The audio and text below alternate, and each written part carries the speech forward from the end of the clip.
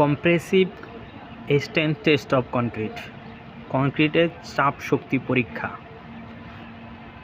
আমরা আসলে প্রথমেই জানব যে আসলে কম্প্রেসিভ স্ট্রেংথ টেস্টটা আসলে কি। ইউটিএম মেশিনে সিলিন্ডার আকৃতি নমুনা ভেঙে চাপ শক্তি পরিমাপ করা হয়, যাহা পিএসআই বা এমপিএ ইউনিটে রিপোর্ট করা হয়। এখানে 100 mm এবং 200 mm এর সাইজের সিলিন্ডার ব্যবহার করা হয়েছে। আমরা এখন সিলিন্ডার রেডি করে নিচ্ছি। সিলিন্ডার রেডি করা হয়ে গেলে আমাদের কার্যপ্রণালীতে চলে যাব। কার্যপ্রণালী ইতিমধ্যে শুরু হয়ে গেছে। আমাদের প্রথম লেয়ারের মশলা নেওয়া হচ্ছে।